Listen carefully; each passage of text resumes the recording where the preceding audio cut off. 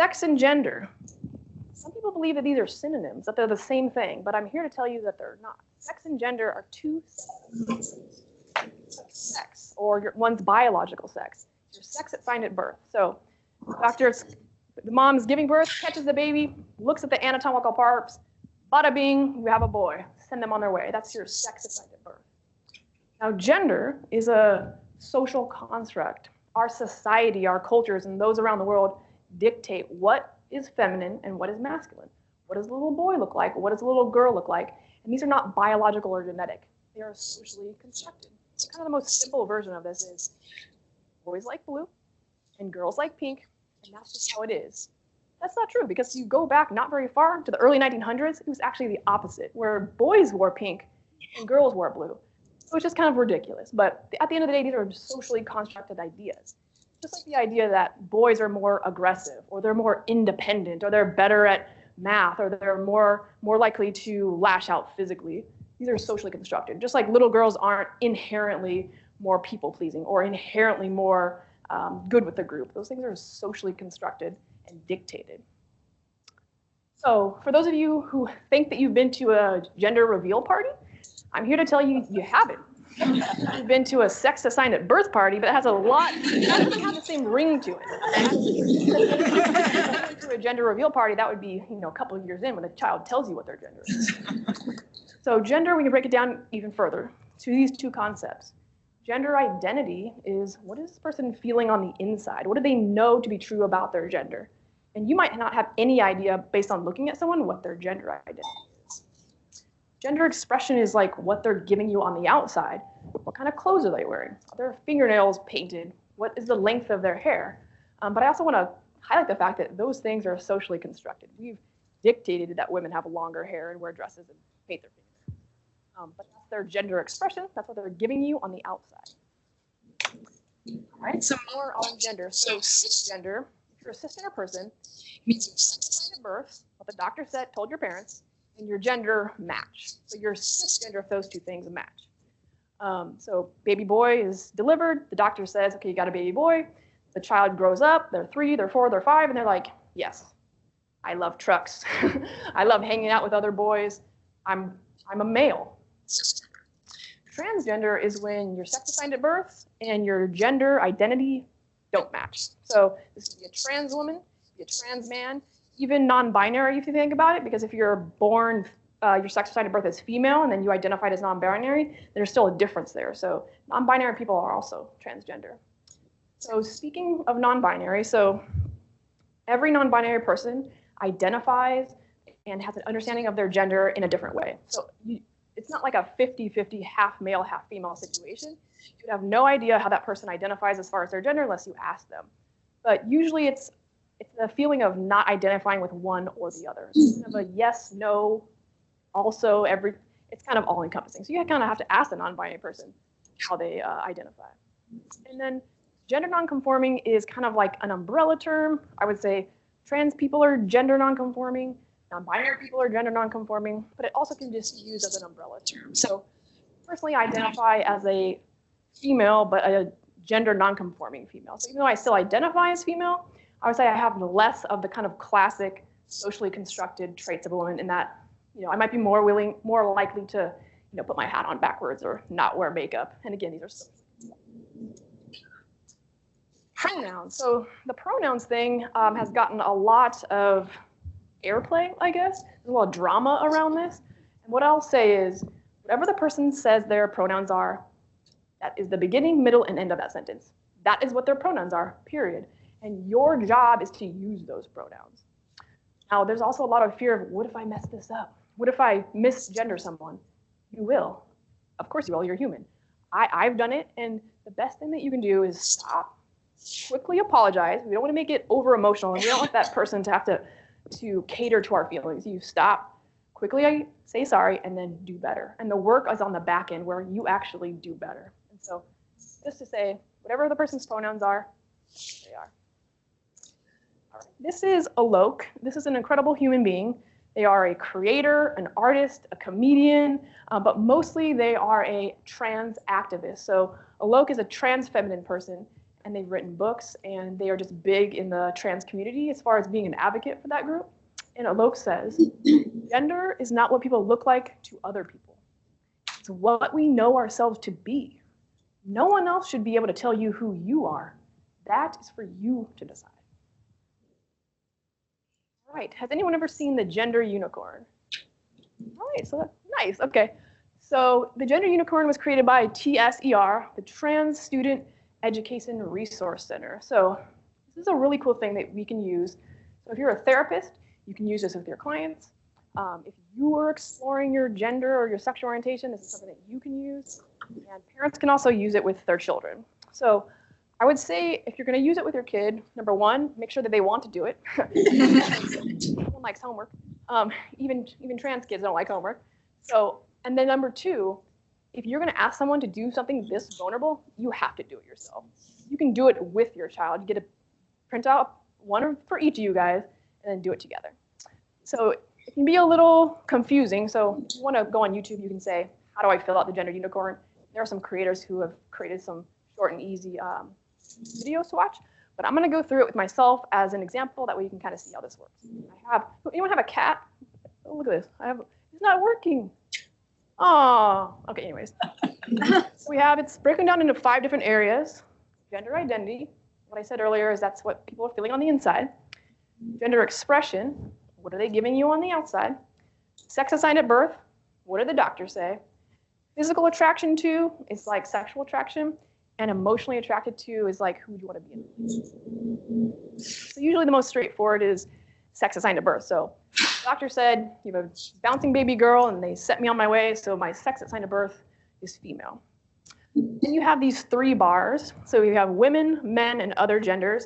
And then it kind of toggles back and forth. So I would say if it's more on the female side, it's to the right. And if it's less, it's to the left. And so if we start with my gender identity, I would only put a little dot on the first bar because, like I said, I identify as a female. But my dot or X would kind of toggle this way a little bit because, like I said, I don't have those classic female traits. Let's say we put it in the middle on the top bar.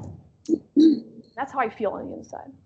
Gender expression is, what am I giving you on the outside? So I would put a dot on the first bar and the second bar because I do have both female and masculine traits. And I would say primarily I'm expressing myself feminine-wise, but there are some masculine traits, so I'd put it maybe closer to the circle on the second bar for masculine. Physical attraction too, so I do identify as a lesbian. I would say for the most part in my life, I've been attracted to women, so I'd put that dot maybe like right here, but I have had some sexual attraction to men, so maybe I'd put something in this area. And then emotionally attracted to, the relationships I've had in my life have been with women, and I'm married, so I don't going in the other direction. I would put a dot here, and I have no desire to be in a relationship that I know of with someone of another gender or men. So that's what my gender unicorn would look like. And so again, if you're going to do this with someone in your life, I highly recommend doing it yourself. But you can just Google the gender unicorn. It's a really cool exercise. And it's also kind of brings you closer together. So if you are using it with your kid, showing your kid, I'm okay with what you're saying. I want to hear what you're saying. And let's get it on paper so we can kind of all understand what's going on here.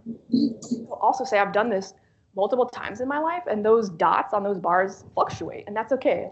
Our gender can fluctuate. Our sexual orientation can fluctuate. Who we want to be in a relationship, all these things can fluctuate. So my gender unicorn today is probably a lot different than it was maybe 5 years ago. Okay, so you got your sex education for the day. What does this have to do with autism? Well, we are here because we have seen a big correlation between autism and gender diversity. So I do want to say that correlation does not automatically mean causation. So gender divergence isn't causing autism, and autism is not causing gender divergence, but they go together quite frequently. So gender diverse individuals are 3 to 6 times more likely to be diagnosed as autistic compared to their cisgender peers. Take all gender diverse people, trans people, non-binary people, gender non-conforming, you take all of them in that group, almost 25% are autistic. 1 in 4. So like you can see that these things go together more frequently than not. So if you're a parent in the crowd and you have a gender divergent kid, it's a 1 in 4 likelihood that that kid is also autistic. Why?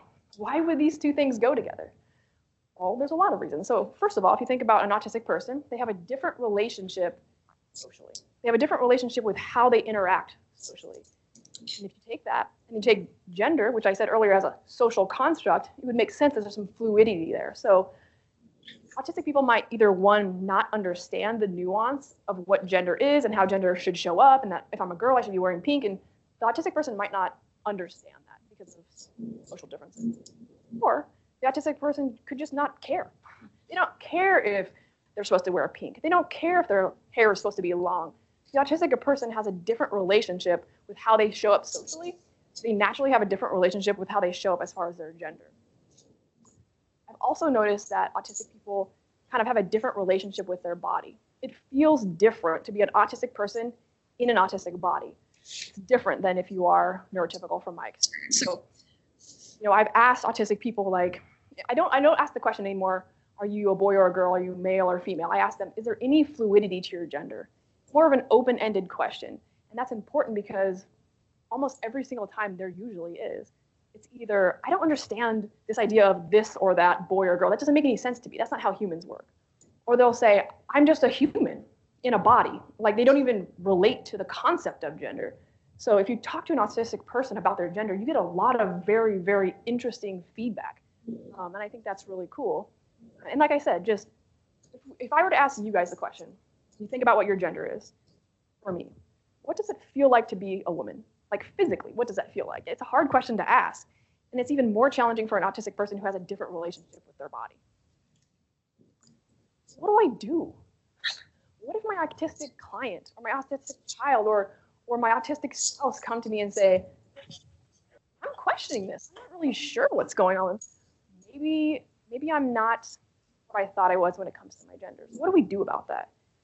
I have on the slide that we want to respond to that in a developmental way. What is their developmental capacity, regardless of what their neurotype is? So it's less so about whether they're autistic or not. It's more like, what is their developmental level? Now, the developmental level doesn't stop you from having the conversation. You should have the conversation regardless, but it should impact what kind of words and language you're using. So then we're talking about social transition versus physical transition. So physical transition is like hormones, like taking estrogen or blocking testosterone or having a gender-affirming surgery of some kind. And this is another one of the things that politically and socially has gotten a lot of airplay. So I just want to tell you that of all trans and gender diverse children, take all of them, only less than 1% will ever have surgery and less than 1% will ever take hormones. It's just not really happening. Kids are more likely to have social transition, but they're not really having physical transition. So the fear around that, it's not really a thing because 99% of the time it's not happening. So what can we do? So social transition is the person using their preferred pronouns. It's dressing it the way they want to. It's wearing their hair the way they want to. Is painting their nails if they want to. It's shaving their head if they want to. Things on the outside where they can present their gender expression in a way that aligns with how they feel. What do we have to lose by doing that? As parents, as other people in our autistic family members' lives, what harm does it do by allowing them to live their true and authentic self? Well, I can tell you the harm of not allowing that. Think about the depression rates in trans children, the suicide rates in trans children, the amount of substance abuse that happens in trans children. It's not because of their transness, it's because of the reaction of those around them about their transness. The best thing you can do is allow your autistic or neurotypical child to live their pure and authentic selves. That's the best thing you can do. And I have up here a regret rate of 1%. And what that's referring to is adults who have gender affirming surgery. And they ask them, at some point, I don't know what the exact, later or a year after the surgery, do you regret your decision? And 99.9% of the time, it's no. The regret rate of gender affirming surgery is microscopic. Thank you, Ruth. So we are now going to transition from talking about gender to talking about sexual orientation and autism. And I'm really excited to be here and talking to you all about this today, especially given our political climate around these topics. It just feels so important to be having these conversations. So let's get into it. So how many of you are familiar with this long acronym? Perfect. How many of you are a little intimidated by this acronym and all it includes? Me too, and I'm part of the community. So When Ruth said do this slide, I was like, oh, okay, here we go. So most people, when they think about the LGBTQ community, they're really just thinking about queer and trans people, but it includes so many other identities. And I want to make sure that we are including those identities when we're looking at, especially statistics. We are looking at, if we're saying LGBTQ community, we are saying all of these identities. So let's start with LGBT. Most people are fairly familiar with the first 4 letters of the acronym. Lesbian and gay, most of you probably know what these things are, but it's being attracted to the same gender as yourself. Bisexuality means you're attracted to 2 genders, men and women. Now that doesn't mean you're equally attracted. It's not 50-50 for most people. It could be 60-40, it could be 90-10, it could be 99-1. So if you're mostly attracted to, let's say, men, but maybe you've been attracted to one woman, you are bisexual potentially. So some of you might be, some light bulbs might be going off that you could be bisexual, because a lot of people don't think that they are because they think it has to be 50-50. It does not. Transgender, Ruth just did a wonderful job of describing that, so I won't be redundant there. A quick note that we don't use the term transsexual anymore. That is a derogatory term. We do not use it. We want to use trans or transgender to describe trans people. Queer is an umbrella term, so you might hear people in the community calling themselves queer. That just means it could be anything in this community. It's more of an umbrella term, sort of like neurodivergent is an umbrella term for maybe autistic or ADHD. Queer is also a political identity. So in the 1950s and 60s, queer was a derogatory term used against the community. And now we've taken it back, and it's empowering to say, I am queer and proudly queer. So that's an important term to understand. Questioning, so the minute you're questioning your gender identity, your sexuality, you are automatically in this community. There's no test you have to pass. It's easy to get in. You're just questioning and you're in. Intersex, so some babies are born with a mix of different genitalia or sexual organs that don't traditionally fit male or female. So for example, someone could have a penis and they could also have ovaries, for example. So when our government is saying there are only 2 sexes, even physically, that is not true. So intersex people do exist, and very important to include them in our community. An ally. So an ally just doesn't mean that you like gay people or you have a gay friend or a trans friend. It means that you are being active. So it is a verb, it's not a noun. It is active. You are learning about the community, you are advocating for the community, you're using your vote in a way that supports the community. So it is a very active thing. But I count you all as allies today that you're coming here trying to learn more about this topic. Asexuality, Amaya's going to do a whole thing on asexuality later, so I won't ruin her what she has to say. But asexuality is basically differences in sexual attraction in a more general way. Maybe less sexual attraction or maybe no sexual attraction. Pansexual is how I identify, so that doesn't mean that I love pans, surprisingly. So pan actually is a Greek root that means any or all. So that means potentially could be attracted to anyone. It's about who the person is on the inside. So it doesn't matter what gender they are or what parts they have in terms of sexual organs. It is about who the person is and your connection to that specific person. So what does the research say about LGBTQ in a more general sense before we get into the connection with autism? So 5% of Americans are LGBTQ if we poll everyone. But in Gen Z, 17% are identifying as LGBTQ. So why is that? Are there more gay people being born now? Are there more trans people being born? Are kids getting indoctrinated in schools? No and no. The reason is it is now easier to come out than it was before. Attitudes are slowly changing. And we have media representation of gay and trans people in such amazing ways now. I was watching the Grammys last weekend, and we had Chappell Roan up there singing Pink Pony Club as an out queer woman. We had Billie Eilish at the Grammys. I mean, it was just amazing to see how things are developing in terms of, seeing queer people. I think if you can see it, you can be it. And even when I was growing up, not that long ago, we didn't have this kind of representation. I would have come out sooner if I had seen, especially, representation of queer people that, looked feminine. Because I always thought being gay meant having short hair and playing softball. I never fit that. So if I had seen that, I probably would have come out in high school and not in my late 20s. So it's huge. And so when we see this 17%, that's what we're talking about, is like people are coming out now.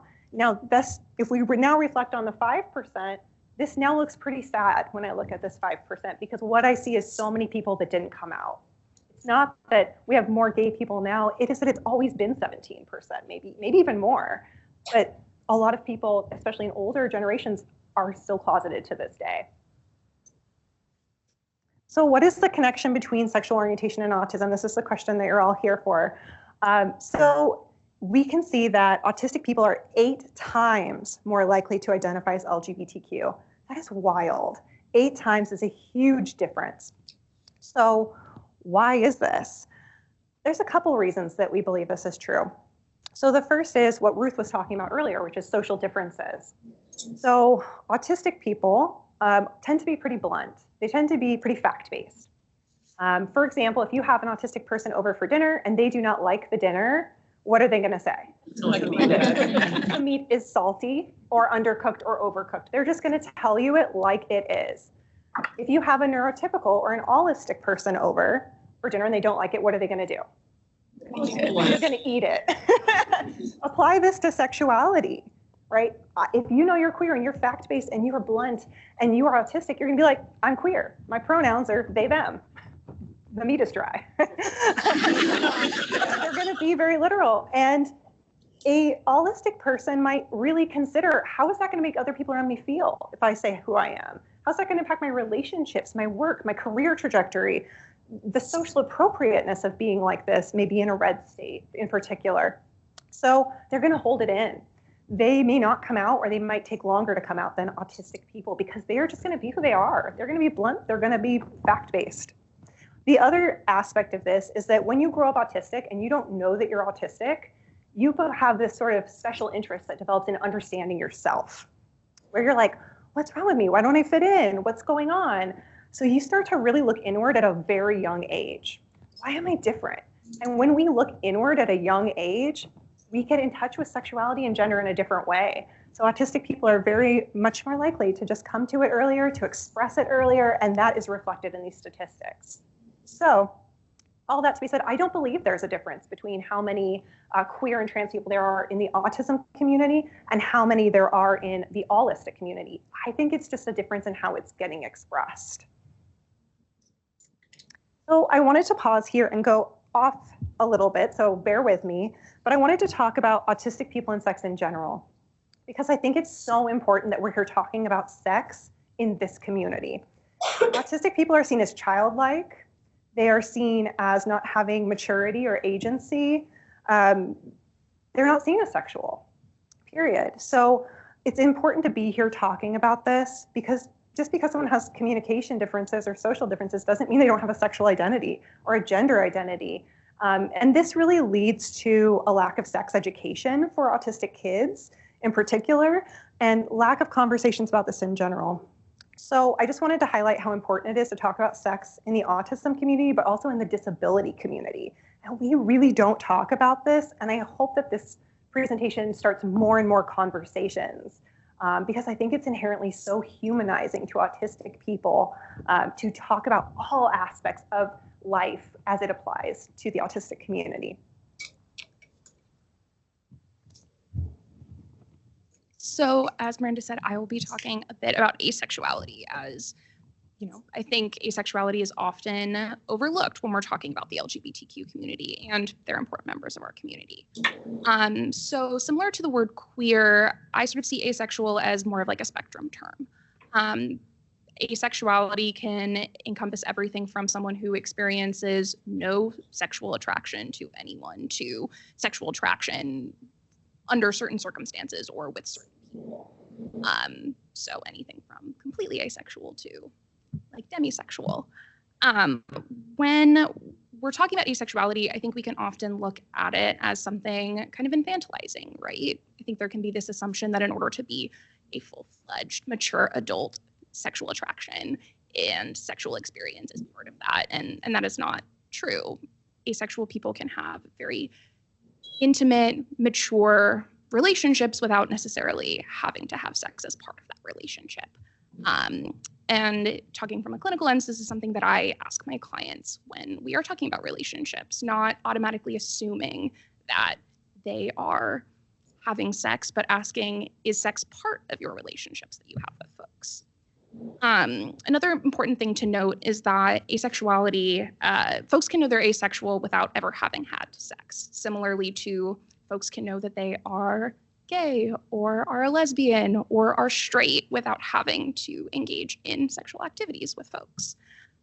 It's also important to note that asexuality does not stem from trauma. I think we can often make a connection of there must be something there, when really it is just a difference in the way that people experience attraction.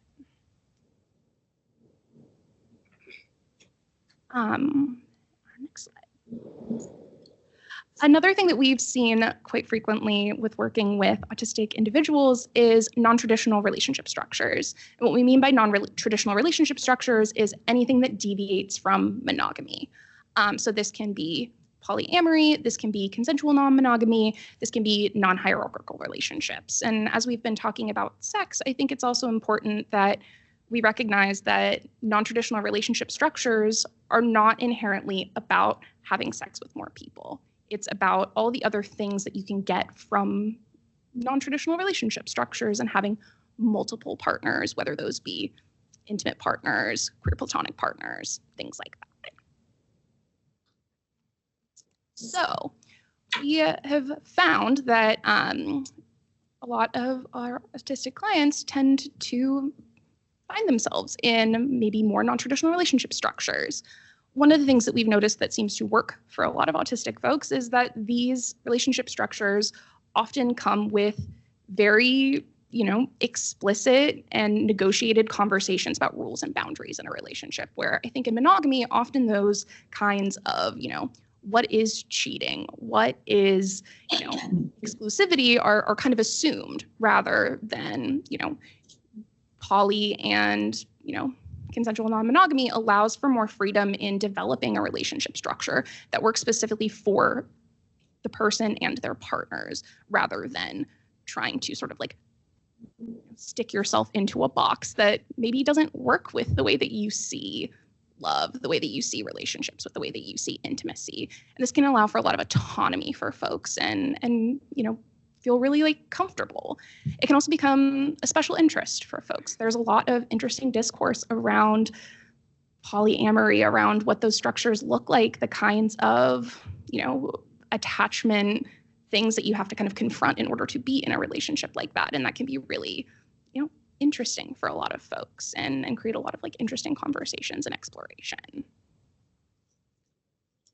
So we are kind of talking about these 4 interlocking puzzle pieces being like non-monogamy, LGBTQ, neurodiversity, and gender nonconforming adults. And we don't necessarily exactly know why all of these pieces come together, but we see them overlap more frequently than not. And this brings me to the point about intersectionality and why it's so important. So this is a term coined by Dr. Kimberly Crenshaw, talking about how multiple identities that we all possess impact one another. And just because someone is part of the LGBTQ plus community doesn't mean that they have the exact same experience in that community, because they have other identities that overlap. And this is really important when we're talking with our autistic kids, our autistic friends, our autistic students, clients, and things like that, because I think there can be a lot of assumptions made that, oh, you're part of the LGBTQ plus community, that must be fully, might be fully accepted in that community, but not every LGBTQ plus space is sensory friendly. Not every autistic space is necessarily queer friendly.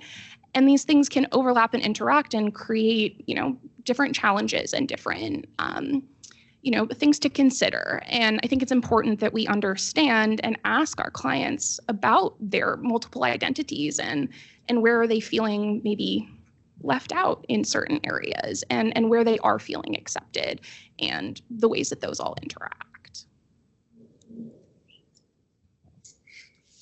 So as promised, we are now going to wrap this up and answer 3 big questions for you guys. So number 1, Why would autism, gender, and sexual orientation be linked in some way?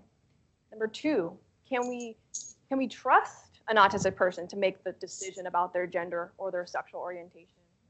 Number three, what should I do if my child or client expresses questions about their gender, their sexual orientation? So I'll field number one, and this is kind of the summation of what we've talked about today. So why would autism, gender diversity, and sexual orientation go together? I think that there's like a couple of big things that we've been talking about all along. Number one, autistic people interact with the social environment in a different way. That could be for a lot of different reasons. It could be a lack of understanding. It could be a lack of caring. It could be the combination of those two things. So because things like gender and sexual orientation, these are socially constructed, our autistic clients, our autistic family members, they have a different relationship with that socially. So they're more likely to step into their identity as a queer person, or more likely to step into their identity as gender diverse in some way.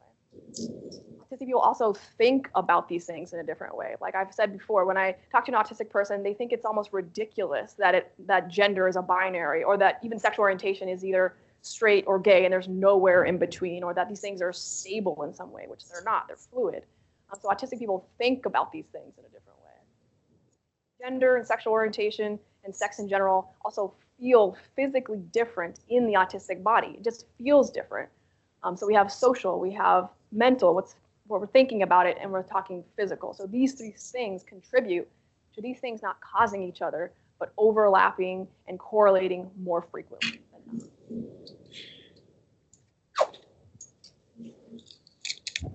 not.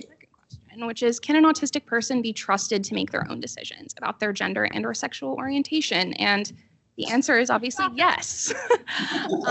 Surprising that this is even a question, but I think it, as we've been talking about, I think it's more about considering a person's developmental level, and not to say that, depending on their developmental level, that's a yes or a no, they can be trusted, but more about when we're having these conversations and presenting this kind of information, understanding, how that might come into play. It's also really important to honor their choice about what they want to do with their bodies and relationships, and, really giving folks their autonomy in that way, because they are, autistic folks are just like everyone else. We have, we question our gender, we question our sexual orientation, and they are the experts in their experience. And it's important that we honor that. And we understand that it is completely natural to have these kinds of questions and to not pathologize those questionings solely based on neurotype. I will be taking big question number 3. So what should I do if my child or my teen questions or comes to me and says, hey, I might be trans or I might be queer? First of all, I really hope that by the time that happens, you've really laid the foundation for that conversation with so many other conversations you've already had about gender, about sexuality, about sex in general, so that is not as awkward of a conversation to have. But the underlying message I want to get through about this would be, if they come to you and they question it, that's okay, and just lean in and listen. You do not need to say anything amazing. Just say, I'm so happy you told me. If I'm here if you want to talk about it, right? Some things to stay away from would be asking them to get a label right away. Like, does this mean you're trans? Does this mean you're bisexual? What does this mean? I think as parents, we kind of want to help our kids identify what's going on and help them, but it's unhelpful because sometimes they just kind of want to say, hey, I might be, and then leave it. And that feels safe. And so we don't want to pressure too much for more information or more conversation. It's easy as a parent to kind of go into that intense mode of well, we got to figure this out. And don't question it. If someone's coming to you, don't say, are you sure? Don't say, is it a phase? It's unhelpful. If they are coming to you and telling you this, they are sure. They have thought about this for a long, long time, likely years they've been thinking about this. So to say, are you sure, is so damaging. So that's the one thing I would really try to stay away from. But take your child's lead, be accepting and affirming, whether this is, I'm coming out as queer, as trans, or maybe even that I might want to do polyamory. It could be anything that they might come out. And especially if you are parents of autistic kids in the audience, you're likely to be having these conversations. And so it's good to feel a sense of readiness and knowing kind of how to approach it. So I wanted to touch on compassion versus comprehension. A lot of times parents at our practice, they say, I just don't get it. I don't get being non-binary. I don't get my child wanting to be in a polyamorous relationship. And I want to drive in the point that you don't have to get it. You don't have to fully comprehend it to have compassion, to be a good parent, to show up. You don't have to fully understand it because you probably will never understand it fully unless you're in kind of a similar situation as your child in terms of your identity. It's okay to lean away from why. Why is this happening? Why? To how. How do I support you? How do I protect you? How do I find you community? Those are such more meaningful questions than why. And so I really encourage parents to lean away from the why and trying to understand to moving to more of the how. How can I show up? What do we do next together? Because that's such a more meaningful conversation, I think, for a child coming out. Switch it up a little bit. We're talking a little bit about like autism and dating. And so some of the differences or potential challenges that come up with dating while autistic can be things like social differences, access to same age peers, sensory differences, and potentially being viewed as younger or less capable. All of this to say that that doesn't mean that autistic people shouldn't date. It's just these are things that are important to be aware of and to potentially prepare for what happens if I'm on a date and I get overstimulated. What happens if I am unsure of what to do in a situation, right? And I think that that also is important when we talk about higher rates of sexual trauma in autistic folks. It's important that we have these conversations around sex and around sexual safety with autistic folks because we know that by having these kinds of conversations, we're able to help offset victimization and trauma. And it gives them power to be able to make decisions for themselves and to be able to make informed decisions for themselves. So back to the point of autistic individuals should have access to sex education and open discussions. So again, when we talk about developmentally appropriate sex education, that means considering the developmental level of the person that you're talking to and giving this kind of sex education with. It does not mean avoiding the conversation at all, although that can be tempting because it can be an awkward topic. And again, it is really important not just for their own autonomy, but for safety, just like it is for every other person. It's also important due to the fact that we've spent most of this presentation talking about the overlaps between, LGBTQ, poly, gender expression, that we provide inclusive sex education. So that's not just thinking about heteronormative, what happens between a man and a woman kind of sexual education, but as much information as possible, whether or not the person is out and open about their sexuality or their gender. I think it's important that we provide them options because the more options we provide, the more likely it is that they're going to see themselves in this education and give them the education that they need, right? And that is most relevant to them, whether or not they are out. It's also important that we do this kind of education at home with trusted adults. Even if folks are in schools or in programs, we can't rely on those programs or schools' sex education being inclusive, or that the person feels comfortable asking potentially some of the uncomfortable questions that can come up around sex and what they might specifically struggle with rather than, kind of a broad overview. So how can you as a parent, as a therapist, as a friend be a safe home base? One of the first things is trying to use less heteronormative language. And that can be not just if someone is out, but I think it's important regardless to start switching our language to be more gender inclusive and inclusive of different communities. Things like, do you have a crush on anyone instead of, do you have a crush on a boy or a girl?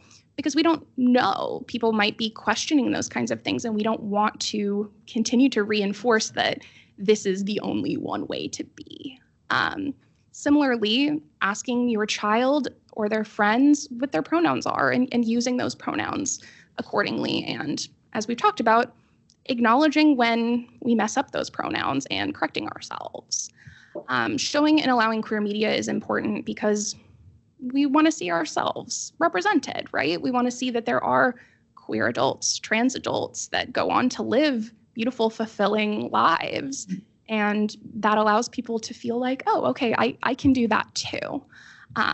Also important to consider our own biases, even the best allies can sometimes find themselves running into transphobia, internalized homophobia, and just kind of being aware of, like, where is that coming from? Is there something coming up for me around this?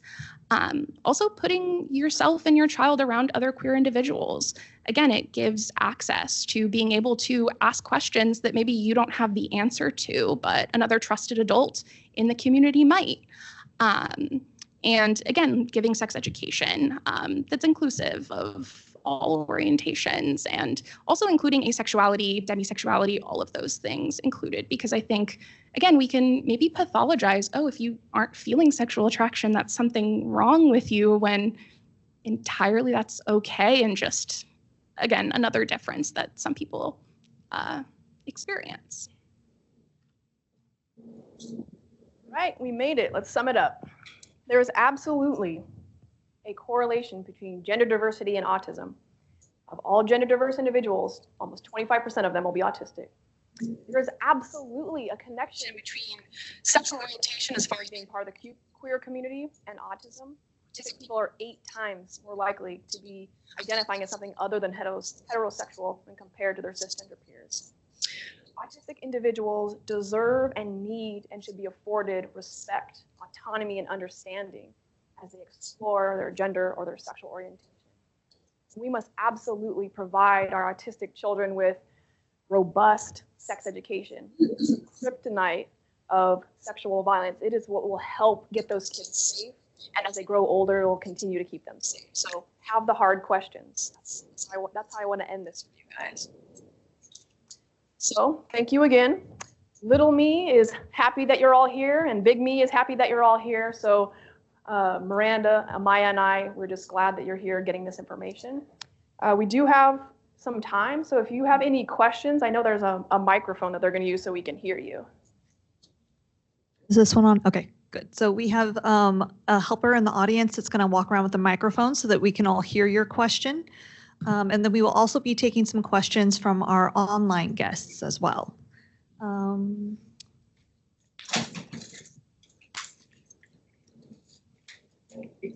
Test. Hi, I'm Michelle, pronoun she series, and I'm an ally. But I have a 19-year-old autistic daughter who acts very bright, artistic, creative, but acts like a much younger girl. And I'm glad that you brought up consent, but you didn't use the word consent. But I think consent is a very important word and thing to really talk to your kids about, and using that word and letting them know when you should say no and discussing that. And then also, I think, STDs, birth control, contraception, that also has to be part of the conversation. And sometimes you might be making a decision for them. For example, my daughter has a limited conservatorship, and I need to make these decisions. If some guy shows up and said, "Hey, let's get married," I need to intervene on that, and that goes to also protecting her from becoming pregnant, to having to face that decision of what to do. So I just wanted to bring that up. Thank you.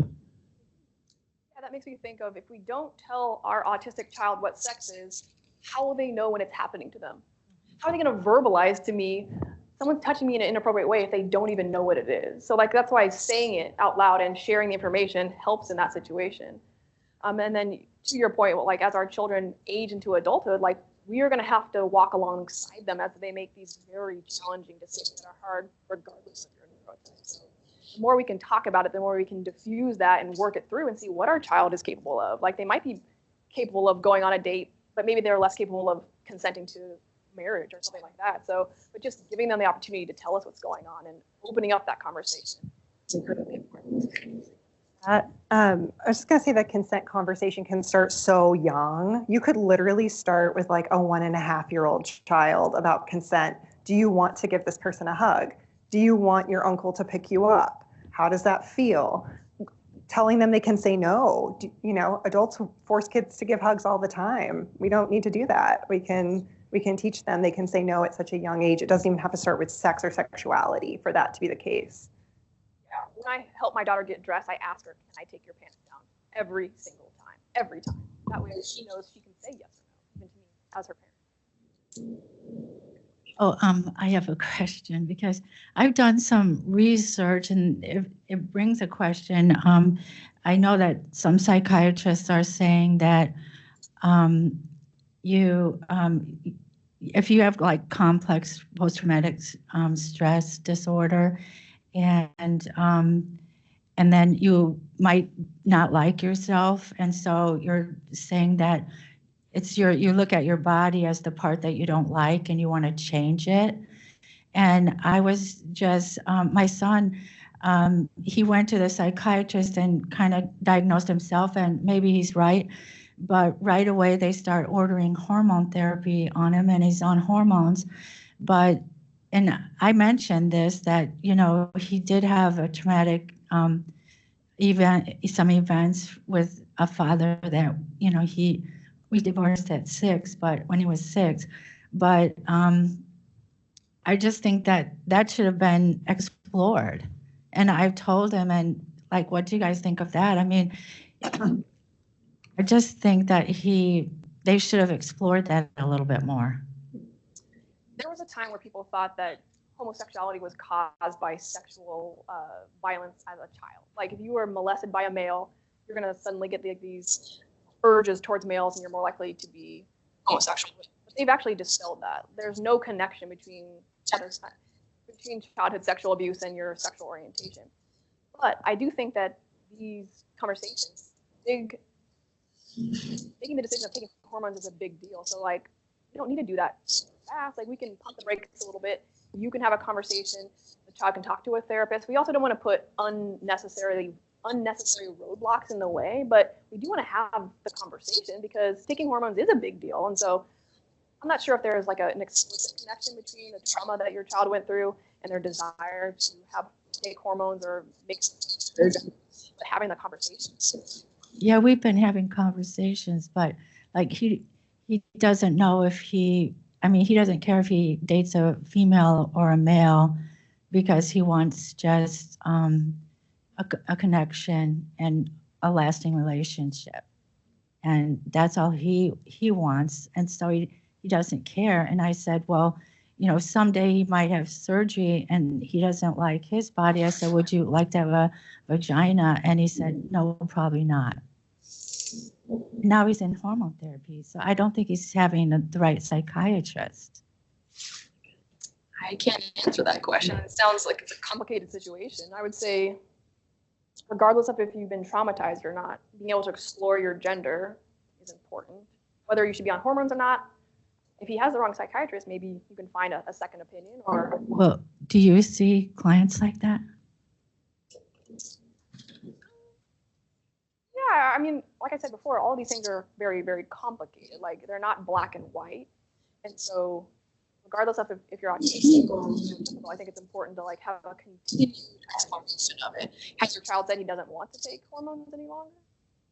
No, he started it just a couple months ago, and he seems to be excited about it. Sounds like your answer to me. Oh, sorry. Just let him go. I would just say, like, no matter what the reason is that they want to change their body, like whether that's trauma or it's gender, like I think that if he's excited about it, I would go that direction. Because I think right when he was starting it, he was saying he's not sure, and then he started it, and now he's happy. Yeah, I mean, I think that luckily hormones are something someone can try, and if it's not comfortable, stop. And so I would just say, like, taking his lead on it, and if he's starting, then he was curious about what that process would be like. And I would just say, like, bodily autonomy being like the most important thing. So if someone wants to try something, empowering them to try it, and I mean, even if someone wanted their breasts gone because they had sexual trauma and their breasts were making them feel very uncomfortable because they had really unpleasant memories around their breasts, it's still, maybe that does help them to have their breasts be gone for that reason. Like whether or not it's gender related or not, like I think, if someone wants to alter their body or to have hormones, I think, and they're finding that helpful for them, I would probably follow their lead on that, regardless to if it's gender or trauma. Right. While we get the microphone moving around, we do have a question for our online folks. Are there any books or resources for assistance in teens in understanding sexuality that you guys would recommend, or a place to be able to find those resources?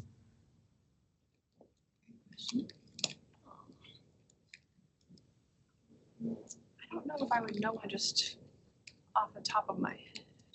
Yeah, that's Specifically we're for just asking for a library off the top of your head if you have that. Perhaps are there any websites or anything that you would recommend people go to? I was going to say the Trevor Project. The Trevor Project?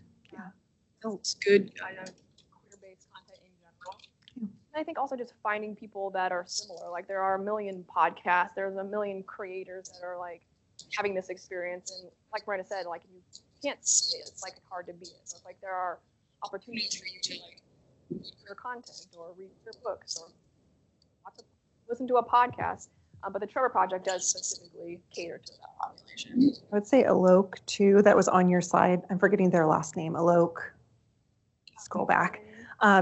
They have a lot of really great podcasts, interviews, amazing content that they've created that is very helpful in like exploring gender specifically. And they wrote a book. Very nice. Thank you. All right, where's the microphone?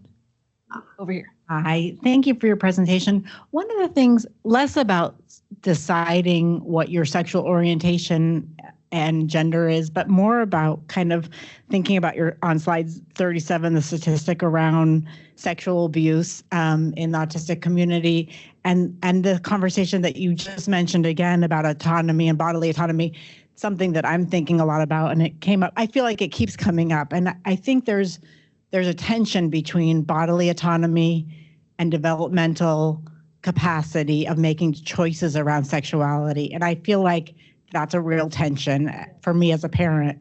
I only have a 13-year-old. So, we're coming into that age where that tension is going to keep getting greater. And I don't know what your thoughts are, because obviously you're proponents of bodily autonomy, as am I. I worked for Planned Parenthood in the past. So, I mean, I'm a real proponent of bodily autonomy and encouraging it, but I worry about making those choices and my child becoming a victim of that abuse, given that very concerning statistic, right? So 40 to 50% of autistic adults reporting that as a child they experienced sexual abuse is outrageous. So that really is very concerning. And so encouraging bodily autonomy, but when that then means they could be prey to abuse, and then, the presentation around non-traditional relationship structures, I think that sometimes if you're really encouraging that, you're almost sometimes encouraging opportunities for more potential abusive situations. That's my bias maybe, but I just think there's a lot of gray. So I'd be interested in your thoughts on that. It makes me think of like a 5-year-old little boy, and they're like, oh, look, he's a lady killer. Like we're automatically assuming this 5-year-old is heterosexual and wants to like be with little girls. Why? Because we think in a very heteronormative way. We assume at the baseline that the normal is heterosexual, and any deviation from that is something that's bad or weird. So there's that. I also say that there's not more abuse in the gay community, for example. Like I don't think that's what I was saying at all. Okay. I think you've misunderstood my comment. I think sexuality in general, the world of embracing sexuality, there's opportunities for exposed to sex. So yeah, with anybody, whether it's with a man or a woman, I think just embracing your sexuality, there's opportunities for becoming a victim of abuse. I don't care if it's with a man or a woman. I think you're assuming bias that's not there. Sorry, I I thought you were saying that your 13-year-old was exploring their sexual orientation, and then it kind of went into. She's exploring sexuality. She's interested in sexuality. I don't think it matters to me whether it's with a man or a woman. I think you're assuming. Sorry, I misunderstood. Yeah. So what I would say is. You're on the defense, I think. I'm sorry. Anytime a 13-year-old, regardless of their sexual orientation, regardless of their neurotype, there's some hesitancy there. Like, are they making good decisions? Are they around peers that they're gonna be safe around? Is there substance use? Do they have good sex education? So, to your point, I would say teaching them about what sex is, teaching them about consent, regardless of their neurotype. That is the most important thing. And then obviously, as they get older, like these decisions get more and more intense. So, I think the reason why the statistics around sexual abuse are so high in autistic children is because they're not given the information about what sex is. So they're less likely to tell other people. Also, autistic children sometimes can appear more vulnerable, and then we have, unfortunately, people purposely preying on them. So there's a lot of reasons why that's happening. And then as autistic people get older, so the statistic was also 90% of autistic women will be sexually assaulted in their adult life. So that could be because of social reasons. It could be because people are, again, preying on them. So it is very tenuous, but I feel like the way that we combat that is teaching them about sex, teaching them about their bodies, teaching them about sex. Can I add to that? I was also thinking education being like the primary thing that is protective for this population. So, for example, as your daughter gets older, talking to her about like drinking and like other things that could add to risk, right? Or like, what is a safe date to go on with someone versus a not safe first date, right? You're not going to go to their house. You're going to be in a public environment, maybe. Like those kind of teaching moments. It's not about protecting her from the people, but more like giving her the skills to be able to manage and try to figure things out on her own. So I think like as parents, we want to like protect our children so much, and we like kind of can sort of shelter them in a way, but giving them the tools to move through what they're going to encounter, I think would be the way I would handle that. Like, you know, teaching her about consent, teaching her about, you know, her options and, you know, just safety things around dating in general. But I think that statistic is more about childhood sexual abuse than it is adult. Was it 40 to 50%? And the sexual abuse rate of non-autistic people is still 25%. So Yeah. a horrific number. Yeah. Regardless, it does obviously increase if you're autistic, but the rates of sexual abuse are not great. Regardless. And most of that sexual abuse, just to comment on this a little further, is people that are in the house with the child. Unfortunately, it's, you know, usually people that are very close to the child. This is not usually dating situations. It's usually, unfortunately, a family member. So those statistics look really scary in terms of like, I don't want them to date, but it is people in the house usually that are molesting children. So it's more about teaching about what is a safe touch and unsafe touch, and, you know, really educating on that piece, I think, is the most protective. Katie, go ahead. If someone is asexual, can they still like crave some sort of relationship? And yeah, like physical touch, but not sexually. Asexual doesn't mean a lack of sexual drive or a lack of sexual desire. It just means like a difference. Like you could be just have less sexual desire and still be asexual. You could be like 5% and still be asexual. And also I want to make the distinction between asexuality and aromantic. So you could want to be in a romantic relationship but never have sex. And if that works for the partners, great. So you're asexual, but you're not aromantic because you want to be in a relationship. So there's an incredible amount of variability there. It's just about finding partners who align with us, who understand like, okay, maybe I don't want to have sex as often because of desire, or it could be sensory stuff, or it could be I just like my alone time more than the average person. So absolutely.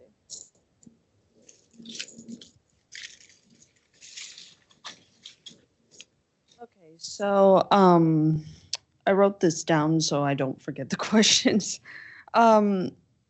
I noticed when you mentioned about with how autism is seen as like childlike, and it's not as described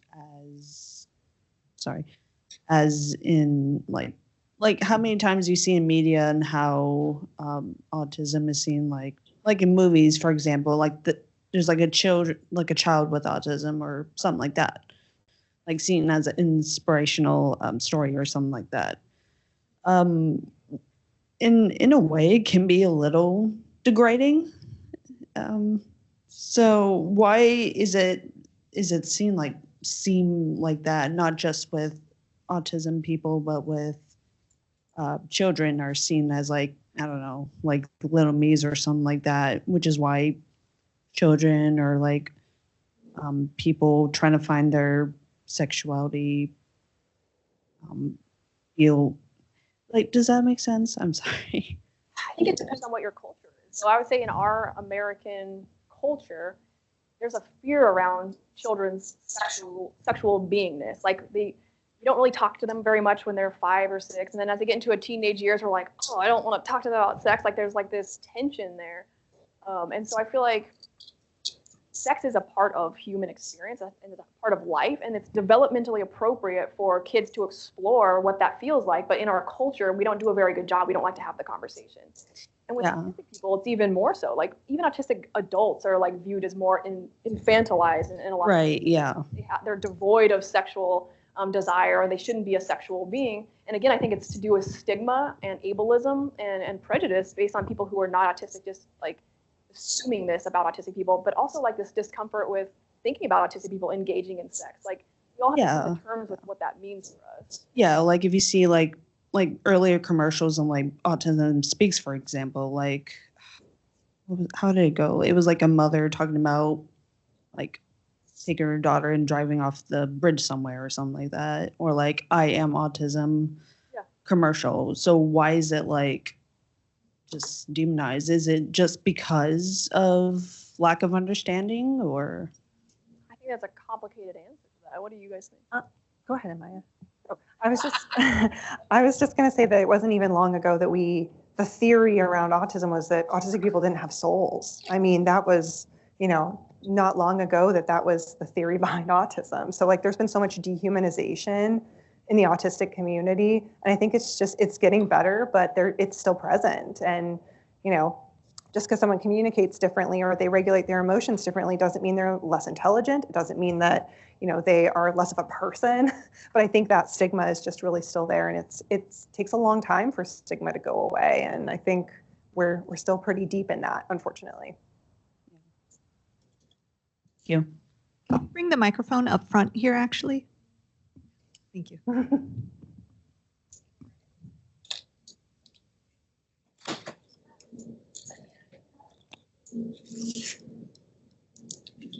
Good morning. Thank you. Very informative for me. I am a proud mother of a 25-year-old spectrum son. And part of my questions is so much what we have found over the years, because I'm not new at this, he was diagnosed at 2, is conversation verbal based. And my son, what we say is verbal, but not necessarily conversational. And so a lot of these conversations don't happen because he doesn't perform on command. And so you can ask him questions and you can try and have a conversation, and sometimes he's right there with you and other times no answer. So these conversations have not happened. So there's that. And also with him, and I don't find this has been that untypical, pronouns are really hard for him in general.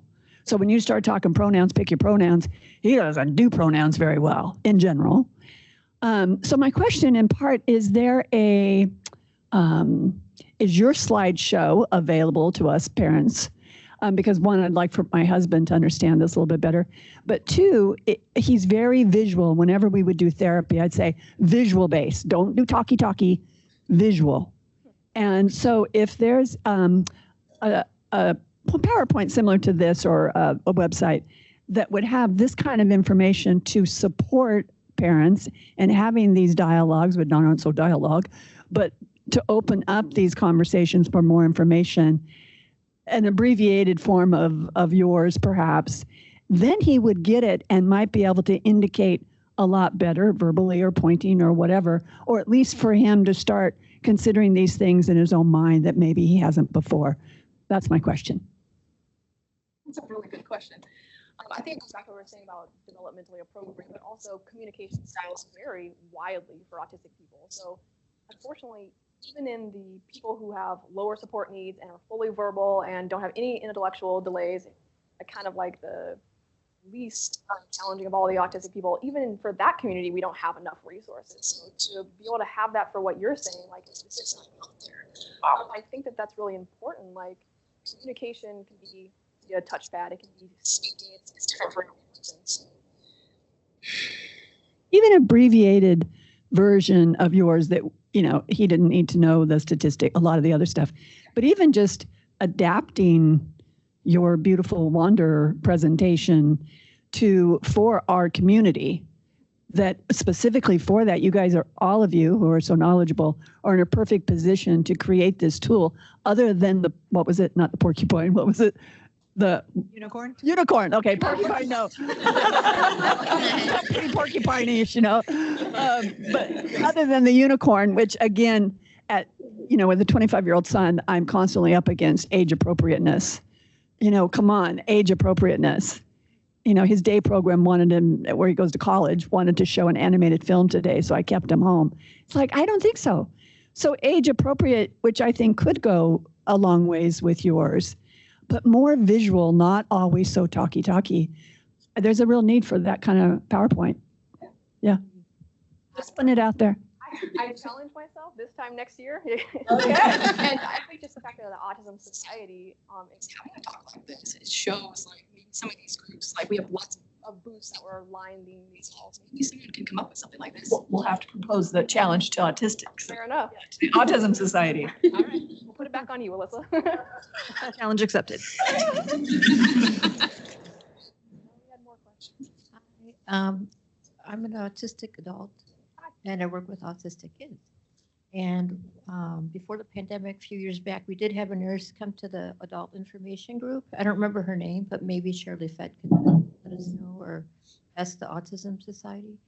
She came and talked to us about sexual abuse and asked everybody, what does a sexual abuser look like? And nobody answered, but of course she said that it could be anybody, and she said it was specifically man or mustache or whatever. And so she kind of went over like everything with us, like they have the circles too, like the purple and red, and those circles of who you can hold hands with, who you can kiss, like family only or family. So there is some information out there. So I was just thinking, just for anybody who wants to ask Shirley Fett or the Autism Society about that, because that lady was really good. Maybe she can come back to the group. Thank you. That's a really great suggestion. Actually, the Autism Society will be launching an autism education portal later this year, and we're hoping to have some of our past presenters be able to come on there and be able to have more of these things available online.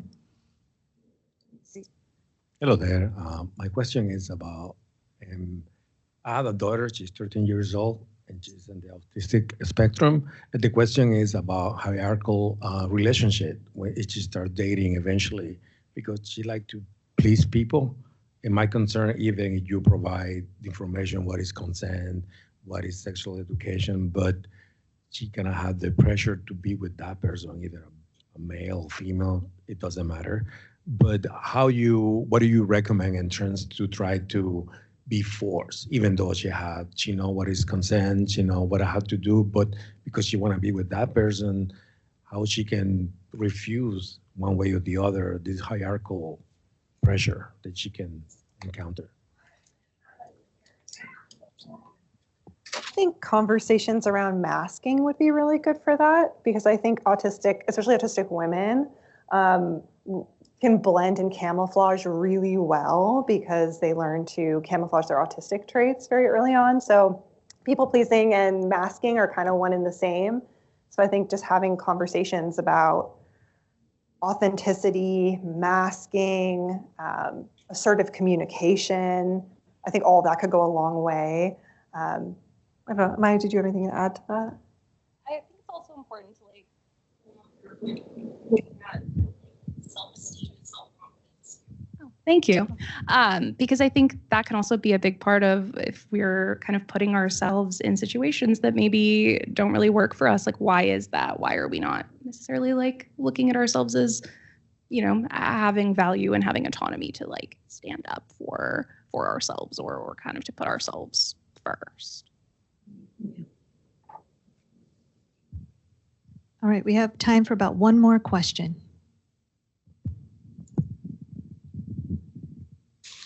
Actually, I just wanted to share something about my son's experience, and in the way that, he's trying to, both of my boys are trying to understand their feelings about them, but their bodies and their relationships, and whether they're trans or whether they're gay or asexual and all that. And it's complicated, and my husband and I have navigated through some interesting territory the last year. But I have to say that if you have the conversations, and I know not everyone's verbal, so pictures and experiences, and validate your child's feelings, I think that goes a long way. And you can find most schools are supportive, even if, like, my son changed his pronouns for a year. And then we came around to the idea that you don't have to be she, her to like pink and have long hair. It took him that long, but he experienced that, and everyone was totally receptive. And I believe it was an important process for him to go through. And I think that also goes to consent and safety. If they're listened to or able to express feelings, and feelings are validated, that's going to come into play when there's a sexual encounter that they don't feel comfortable with. They can trust themselves because someone else trusted their feelings. Wonderful. I think that was a really nice way to end the conversation, unless you guys. Stop that. Yeah, no, I'm not even going to try to volley that to someone else. That was just really well done. Thank you for sharing your experience. So a little bit of housekeeping. First, I want to make sure that we thank Wander Psychotherapy for coming in and having this conversation with us